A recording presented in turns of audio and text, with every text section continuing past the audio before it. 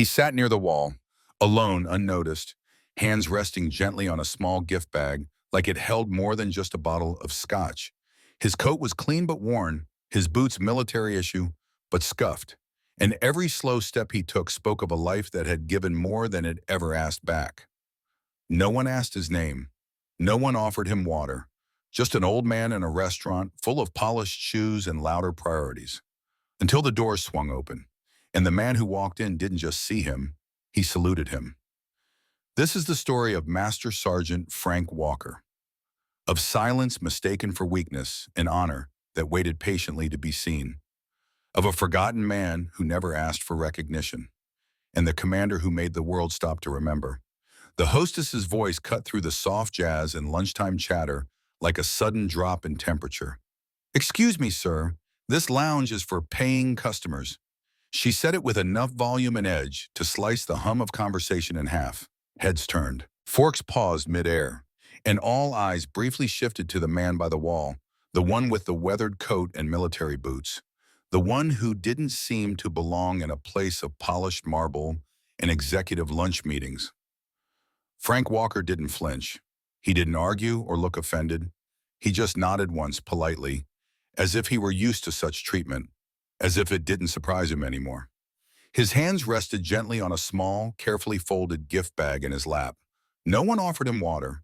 No one asked if he needed help or who he might be waiting for. He wasn't served, greeted, or even acknowledged beyond that one public dismissal.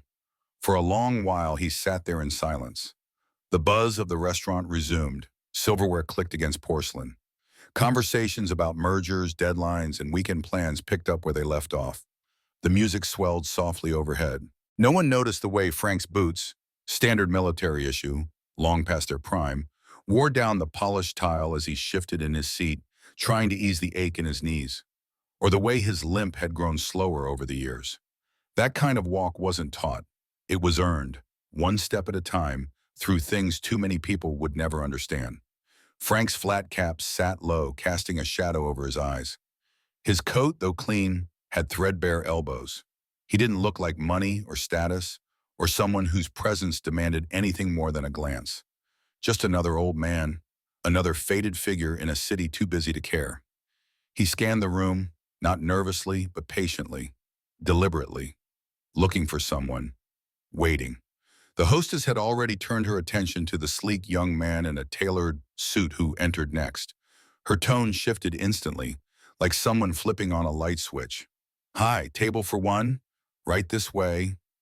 She smiled brightly, genuinely this time. She didn't so much as glance back at Frank. Neither did anyone else. A server breezed past, menus stacked high in one arm. The corner of the stack smacked Frank's knee on the way by. "Watch your legs, sir," the server muttered, without stopping, his apology as shallow as the contact. Frank barely reacted. He adjusted the gift bag in his lap, keeping it upright like it mattered. And it did. Inside was a bottle of good scotch and a card, a simple personal tradition, a gesture between men who'd shared something sacred. Not wealth, not business, but blood, heat, fear, and honor. A couple across the lobby whispered to one another. Their curiosity wasn't malicious, just ignorant. "Who just sits like that in a restaurant?" the woman said under her breath. "Maybe he got confused, poor guy," her partner replied. Frank didn't respond. He didn't turn toward them or offer any explanation. He had nothing to prove, and no desire to. He was used to it, this invisibility. That's what 72 quiet years, a life of service, and 3 tours in Iraq got you. A seat by the wall and a request to move if you weren't buying lunch. More time passed. The clock above the hostess stand ticked past 12:40. Frank didn't look at it. He adjusted the bag in his lap again, folding his fingers over it like a soldier guarding something sacred. Another staff member walked by, this one with less patience and even less awareness. "Sir, if you're not ordering anything, we'll have to ask you to wait outside." Frank blinked slowly. "I'm meeting someone," he replied, voice low, shaped by decades of discipline. The staffer chuckled, a mocking smirk curling the corner of his lip. "Sure, but don't get weird, all right? This place has an image." And then the door slammed open with a suddenness that startled the entire room. A cold gust of air swept in, but it wasn't the wind that drew attention. It was the man who stepped inside. He moved like command in human form. Broad-shouldered, perfectly tailored suit, boots so polished they might have reflected the past itself. His presence shifted the atmosphere immediately. Authority radiated from him like heat off desert sand. Colonel Raymond Hail didn't need to announce himself. He didn't have to wear his medals or raise his voice. The room already knew, somehow, that someone important had arrived. "Master Sergeant Walker," he called out, voice booming and unwavering. "At ease, soldier." Frank lifted his head slowly, eyes lighting with something not quite surprise, more like recognition, a quiet affirmation, as if he'd known someone would come, as if he'd been waiting, not in hope, but in faith. Colonel Hale strode forward with unflinching purpose. He didn't stop at the hostess stand, didn't acknowledge the manager, walked straight through a sea of hushed conversations and stiffened postures, and came to a halt in front of Frank. Then loudly, intentionally, he said, "This man led the operation that saved my life in Fallujah, and you made him sit by the wall." The restaurant fell into a silence so heavy it smothered every sound but the pounding of hearts. The servers froze mid-step.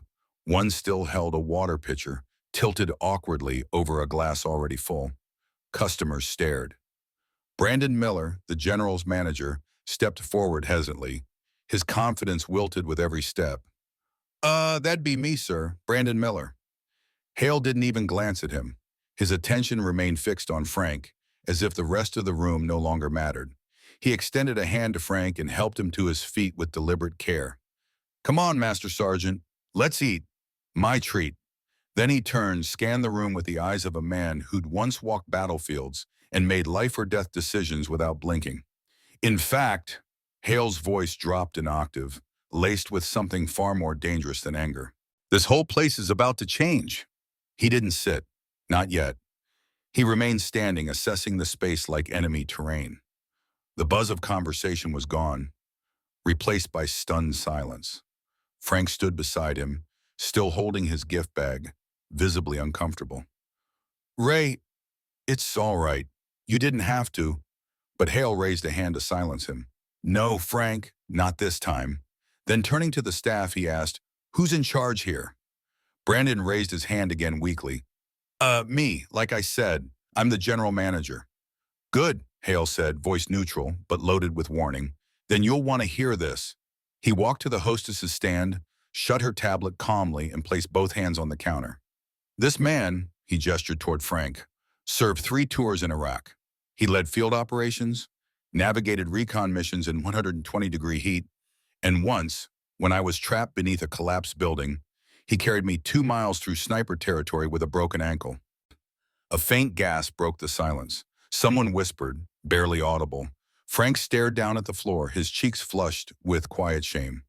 "Ray," he murmured again, but Hale continued. "He volunteers 3 days a week at the VFW. He helps younger vets file claims, find shelter, get therapy. He doesn't ask for credit, doesn't even talk about it. Most of you wouldn't know because he wouldn't tell you." He paused, his voice sharpening.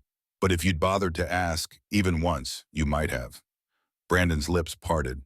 Nothing came out. From the back of the room, a young waiter mumbled, "We didn't know." Hale's eyes turned toward him, cold and focused. "You didn't want to." A long moment passed, thick, dense, uncomfortably real. Then finally he turned back to Frank. "Come on, let's eat." He led Frank to a central booth, one of the good ones, the kind usually reserved for VIPs or influencers. The staff jumped to clear it, moving fast and silent. A water glass appeared instantly. A menu followed. Frank sat down slowly, adjusting the bag on the seat beside him. "You didn't have to make a scene," he said softly. Hale gave a small, humorless smile. "That wasn't a scene," he said. "That was mercy." Frank raised an eyebrow. Hale's eyes narrowed slightly. "Because what I'm about to do, that's the real scene." The restaurant still felt hushed, like the air hadn't quite returned to normal. Conversations were low, cautious. From one corner, a woman leaned in and whispered to her husband, "That's Colonel Hale, the one from the defense contracts on TV. Didn't he buy out that weapons firm last year?" Her husband's eyes widened as he nodded, clearly remembering. The manager heard her too. He stiffened, his palms beginning to sweat. Colonel Hale, as calm as ever, reached into his coat and pulled out a slim black phone. Not the kind you'd find in a store. Government-issued, secure, unmistakable. It was the kind of phone people associated with command decisions. Years ago, he'd made one such call with that very phone, no small talk, just 6 measured words. We'll move forward with the acquisition. Frank looked over at him. What acquisition? Hale tucked the phone back into his coat and answered matter-of-factly, this place. Frank blinked, taken aback. What do you mean? I've been scouting a location to open a quiet foundation branch, Hale explained. Somewhere that needs change, reform, somewhere central. He paused to take a sip of water, then looked directly at the manager, his eyes steady. This restaurant is mine now. It was like someone had ripped the soundproofing off the moment. A gasp from the hostess. A fork clinked loudly onto the tile floor. A whisper carried across the table. No way. But Hale's smile was unfazed. As of this morning, paperwork signed.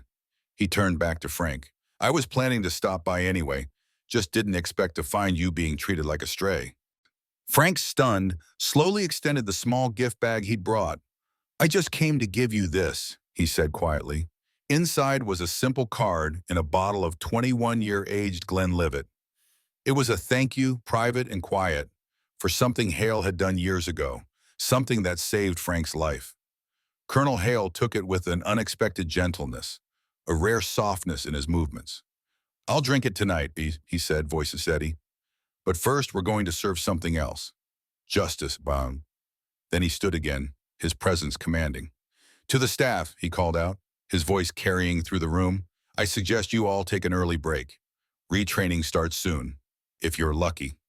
News, like it always does in smaller cities, spread fast.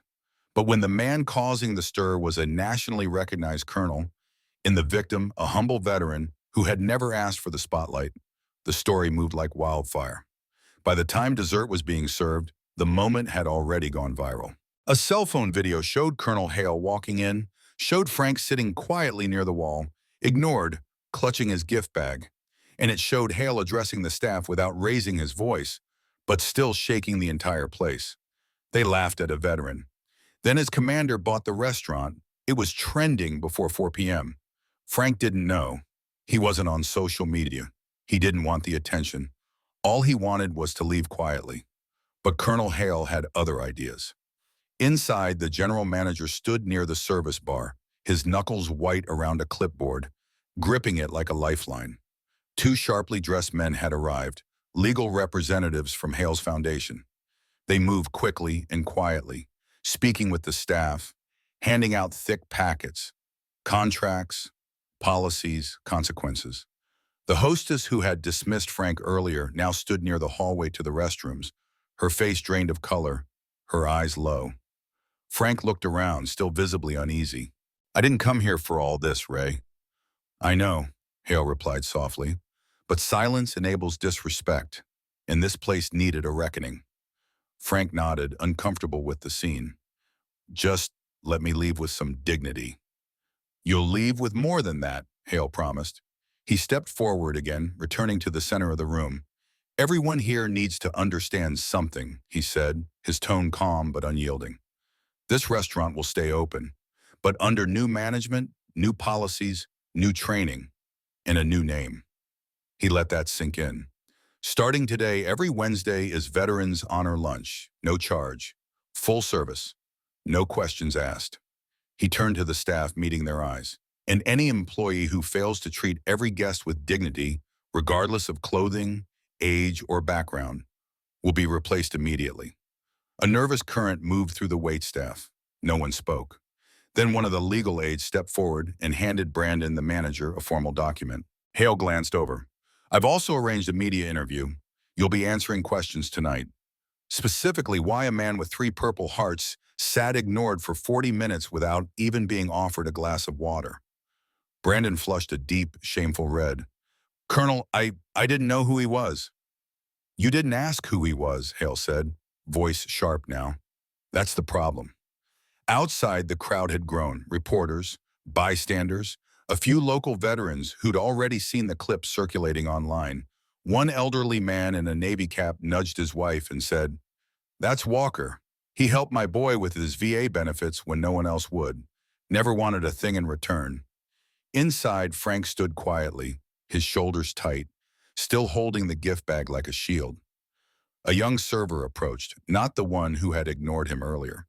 This one looked fresh-faced, nervous, but sincere. "Sir," the young man said softly, "I just wanted to say, I'm sorry, I judged you without knowing a thing." Frank looked up at him, really looked, and after a long pause, gave a single nod. "You'll be better for it," he said simply. By that evening, the entire story had gone national. Headlines flared. Commander B's restaurant under fire after disrespecting decorated veteran.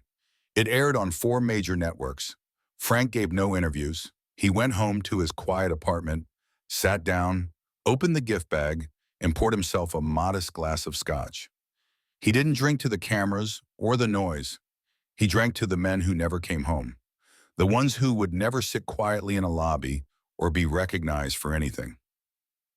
But the next morning, something had shifted. Frank returned to the restaurant at 11 a.m., hesitant, and what he saw stopped him cold. A new nameplate had been installed above the entrance, the Sergeant's Table, where every story matters. Below it, a brass plaque gleamed under the sun, in honor of Master Sergeant Frank Walker, because respect shouldn't require a uniform. Every employee was lined up at the door, dressed in new uniforms. The hostess, now demoted and undergoing retraining, stood quietly beside them. At the front of the line stood Colonel Hail, holding 2 cups of coffee. "No more waiting by the wall," he said. "You get the best seat in the house." Frank didn't argue. He sat by the window this time, not near the coat rack, not beside the bench. A spot now marked with a small engraved plaque bearing his name. Sunlight poured in through the glass. Hale took the seat across from him. They both sipped coffee, quiet again, but with a peace that hadn't been there yesterday. And something in the air had changed. No more hurrying servers. No more eyes glancing away. No more empty politeness masking disregard. Now people who entered the restaurant paused, some twice, not out of pity, but awareness. Frank watched a young busboy across the room gently help an elderly man to his seat. Watched the new manager, not Brandon, who had quietly resigned, walk over and personally deliver water to a woman in a wheelchair. The world hadn't been fixed, but here in this quiet corner of it, something had finally started to shift. The woman in the wheelchair watched quietly as people began noticing one another, really seeing each other. It might have seemed like something small to anyone else, just passing glances or subtle nods. But to Frank, it meant everything. It was the kind of change you didn't announce with trumpets, but felt deep in your bones. Outside the restaurant, the line had started growing longer each day. It wasn't just foot traffic anymore. Veterans, families, curious newcomers, and even longtime locals who'd walked past the place 100 times without ever looking twice now came in with purpose. They weren't coming for the food alone. They came because they'd heard about the man who once sat silently by the lobby, overlooked. And they wanted to meet him, or at least feel what had shifted there. The restaurant's new policy was straightforward, but powerful. Respect came first. Rank, if it mattered at all, came second. Every Wednesday, veterans were served meals free of charge. But it wasn't just about the food. They were invited to share their stories, if they felt moved to. And on one long, freshly painted sidewall, there were now portraits, not flashy or ostentatious, but quiet, dignified black and white photos. Beneath each was a name, the years they served, and a line of their own choosing. Some were poetic, some simple, all honest. Frank's portrait had been added last. He hadn't wanted it. In fact, he had resisted altogether. But Colonel Hale wouldn't hear of it, and when it finally went up, Frank's line was as unassuming and powerful as the man himself. "I didn't serve for recognition. I served so others didn't have to." Colonel Hale visited often, 3 times a week, sometimes more. He'd drop in for a quick coffee or meet with his team, the same team helping to launch similar programs in cities across the country. Mentorship for returning vets, support for veteran-owned businesses, legal aid stations inside community centers. But no matter how busy he was, he always carved out time to sit across from Frank. They didn't spend that time rehashing battles or reliving war stories. No, they talked about other things, about the waitress who'd quietly begun learning American Sign Language so she could better serve a deaf veteran who came in every Friday, about the teenage dishwasher who had approached Frank one afternoon, nervously asking if he could shake his hand because his own grandfather, who served, never made it home, or the little girl who left a note scrawled in crayon on Frank's table. It read, "My mom says you're a hero, thank you." Frank had folded it carefully and tucked it in his wallet. It stayed there. Weeks passed. One day a reporter dropped by the restaurant, notebook in hand. The moment that had once gone viral, the video, the millions of views, the stunned hush when Hale first walked in, was old news now. But what had followed? That was the real story. The reporter found Frank in his usual spot, sipping coffee. "Mr. Walker," she began, pen poised, "you've become somewhat of a symbol here. How does that feel?" Frank didn't answer right away. He sipped his coffee, let the stillness settle between them, then finally lifted his gaze. "I'm not a symbol," now he said simply. "I'm a man who was forgotten until someone decided to remember." And with a slight nod, he looked away toward the window. "Now I don't walk in wondering if I'll be seen," he added softly. "I walk in knowing I'll be welcomed. That's enough." That evening, behind closed doors in the restaurant's back room, Colonel Hale hosted a private dinner. Not a ceremony, not a gala, just a gathering. A few old friends, a handful of young Marines from the local base, some community leaders who had stepped up quietly to help turn everything around. Hale stood, raised his glass high. "To those who serve without needing to be asked. To those who sacrifice without expecting anything in return. And to the ones who remind us that honor never grows old. It just waits to be seen." Frank raised his glass too, but he didn't drink to himself. He never did. Instead, he toasted silently to the names engraved on his old dog tags. Outside the restaurant, near the entrance, a new wooden bench had been installed. It looked like any other bench at first glance, simple, solid. But if you look closely, you'd see an inscription burned gently into the grain, "Reserved for the one who waits." Frank sometimes sat there in the early hours, coffee in hand, as the morning sun crept over the horizon. People passing by would greet him. Some nodded with a kind of reverent familiarity. Some paused to shake his hand. Others just smiled, a silent acknowledgement. He didn't need words to know what they meant. He could see it in their eyes. They no longer saw just an old man. They saw Frank Walker. And every Wednesday, without fail, a young server would be there early. Before the day got busy, before the hum of conversation filled the room, he'd unlock the doors, flick on the lights, and walk straight to the table by the window. There he'd place a single cup of black coffee, no sugar, no cream, and whisper to the empty seat, "Your seat's ready, Sergeant," even if no one else had arrived yet, because some men don't need titles. They just need to be remembered properly. It hadn't happened all at once, but over the next few months, something remarkable took hold. Not just inside that restaurant, but beyond its walls, out in the town, across social media, in people's hearts. Frank Walker had never asked for his story to go viral. He never tried to share it, never pitched it to anyone. But it had. That short video, Colonel Hale stepping into the room, the staff freezing mid-shift, the hushed words exchanged at Frank's table, had been viewed over 14.7 million times. But it wasn't the view count that mattered. It was the ripple effect. A diner in Montana put up a new sign by the door. "Veterans come hungry, leave honored." A family-run bakery in Illinois renamed their favorite corner table the Sergeant Spot. It stayed reserved, always. No one ever questioned it. A CEO of a national restaurant chain announced that all 7,000 employees would receive training on veteran respect and the importance of recognizing invisible service. No one had forced them to do it. Frank's story hadn't demanded anything. It had just reminded people of what should have always been second nature. Back at the newly renamed restaurant, the Sergeant's Table, business had tripled. But not because of clever marketing or hashtags. People started bringing their loved ones, their fathers who never talked about Korea, their uncles who'd seen too much, Their daughters who had just come home from basic training. They didn't come to eat fast. They came to remember slowly. And every Wednesday there was Frank, early as always. Pressed shirt, clean boots, hands folded on the table by the window. Sometimes another veteran would join him. Sometimes they'd sit for half an hour without a single word passing between them.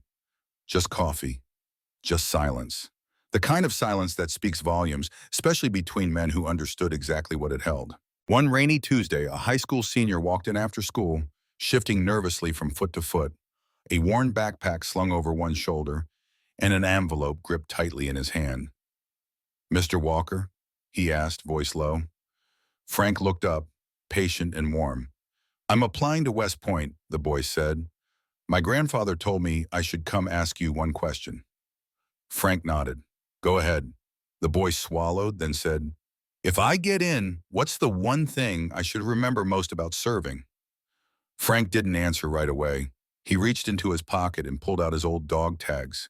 He ran his thumb gently across the edges, feeling every groove, every memory etched in metal. Then he looked the boy straight in the eyes. "Serve like you're already forgotten," he said quietly. "Lead like it doesn't matter if anyone remembers your name, but treat every man like he could be you 40 years from now." The boy didn't respond with words. He just nodded, tucked that answer somewhere deep inside, and walked out. Not just inspired, but changed. What he carried wasn't motivation. It was honor. Frank never needed parades. He never wanted plaques or policies named after him. But 2 years later, when he passed peacefully in his sleep, the folded flag resting beside him, the country noticed. At his memorial, Colonel Hail was the first to speak. He never needed a stage, Hail said. He was the message. The mayor read a proclamation aloud.